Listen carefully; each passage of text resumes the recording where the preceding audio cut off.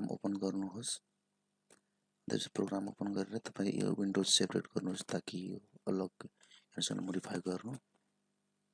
त्यसपछि यो गरे जस्तोहरू फलो गर्नु। अनि त्यसपछि तपाईले सबै थोक यो सेट गरेर त्यो ब्याकग्राउन्ड अनि तपाईको स्काई सेट गरेर त्यसपछि जस्ट तपाईले अब यसलाई बेस अलिकति बेसमेन्ट अलिकति फाउन्डेसन हाइट गर्नलाई तपाईले यो राइट क्लिक गरेर उसमा अनि तपाईको एड लेभल गर्नु होला। एड लेभल गरेपछि त्यहाँ डबल क्लिक गरेर तपाई एडजस्ट गर्नु होला 60 तीनटैमा हालेर मैले हाले जस्तै तीनटैमा हाल्नु। अनि त्यसपछि तपाईले ओके गरिसके तपाईले अब यहाँ क्रिएट गर्दाखेरि तपाईको रुम क्रिएट गर्दाखेरि तपाईले अनि यसको करेक्ट गर्नु। अनि त्यसपछि यहाँ डबल क्लिक गरेर रिलिज गर्नु होला। यसमा भइसक्यो हाम्रो। अनि त्यसपछि वाल क्रिएट गर्नु। मेक स्योर तपाईले यो ग्राउन्ड फ्लोरमा तपाईले यहाँ ग्राउन्ड फ्लोरमा गर्नुभयो भने तपाईको एज इट इज आउँछ। अनि त्यसपछि नेक्स्ट लेभलमा गरेर त्यसपछि तपाईले यो रुफ तपाईले गर्नुपर्ने हुन्छ।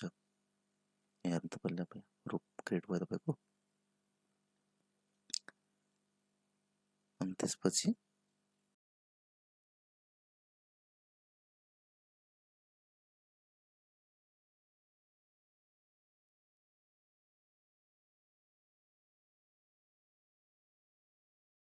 ड्र्याग एन्ड ड्रप यो अलिकति सुट खाएन त्यसले ठुलो चाहिएको हुन्छ किनभने यो स्टोर रुम बनाइरहेको छौँ।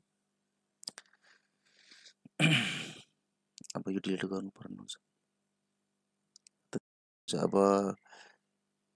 अब हामी विन्डोज सेट गर्नुपर्छ यसमा।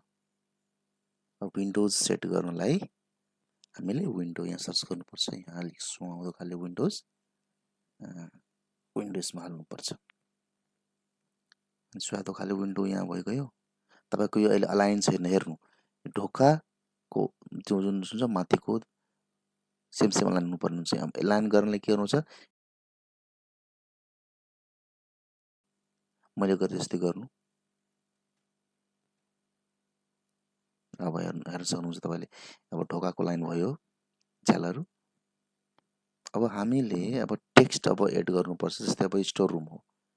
अब यसमा लेख्ने कसरी स्टोर रुम अब तपाईले हेर्न सक्नुहुन्छ। तर यहाँ मेक स्योर हेर्नु म तपाईलाई जस्तै अब यहाँ हेर्न सक्नुहुन्छ। अब मैले लेभल 2 मा गरे। लेभल 2 मा गर्नुभयो भने तपाईको यो रुफको माथि आउँछ। हेर्न सक्नुहुन्छ। तपाईले एडजस्ट गर्न मिल्दैन। यो रुफको माथि हुन्छ। अब जस्तै यसलाई म डाउन गर्न मिल्दैन किनभने मैले अलरेडी यहाँ लेभल 2 सिलेक्ट गरिसकेको छु। र तपाईहरुलाई यो रुफको माथि चाहियो भने कुनै पनि जस्तै यो 3D यो टेक्स्टहरु तपाई यहाँ लेभल 2 गरेर रुफको माथि लेभल 2 या तपाईको जुन रुफमा हुने जुन लेभल छ त्यसमा सेट गर्नुभयो भने तपाईको रुफको माथि आउँछ। अब यसलाई अब तपाईले डाउन गर्न मिल्दैन किनभने यसको तपाईको बेस लेभलले तपाईको त्यो रुफ भइगयो। अब जस्तै अब हेर्न सक्नुहुन्छ। अब यसलाई म के गरे अब सिधा अब तपाईले के गरे अब यहाँ त भएन। अब यहाँ भइरा छैन।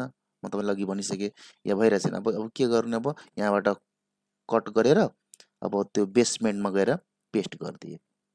बेसमेन्ट वालामा पेस्ट गर्दिए। अब त्यहाँ गएर मैले यहाँ एडजस्ट गरिरहेको छु ताकि त्यसको ठ्याक्कै ढोकाको माथि आओस् भनेर यहाँ हेर्न सक्नुहुन्छ। ठ्याक्कै अब स्टोर रुम लेखेको अब 3D मा हेर्न सक्नुहुन्छ तपाईले।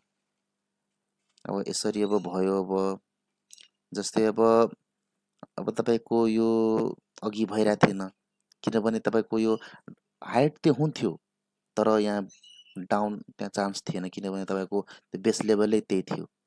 अब एडजस्ट गर्नु तपाईलाई चाहिए अनुसार। अनि तपाईको जस्तै अब यसलाई मोडिफाई गर्नु पर्यो भने तपाईले डबल क्लिक गरेर तपाई कलरहरु चेन्ज गर्न सक्नुहुन्छ।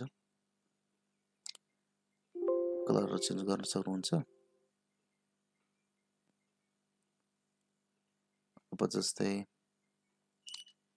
अब यो भइगयो। अब तपाईँको लेबल ठ्याक्कै चुज गरेर अनि तपाईँलाई अब जस्तै अब यो तपाईँको भर्टिकल अब हरिजन्टल तपाईँलाई अब उसमा त रुममा लेख्नु पऱ्यो भने जस्तै यो स्टोर रुम हो भनेर कसरी लेख्ने अब यहाँ हेर्न सक्नुहुन्छ।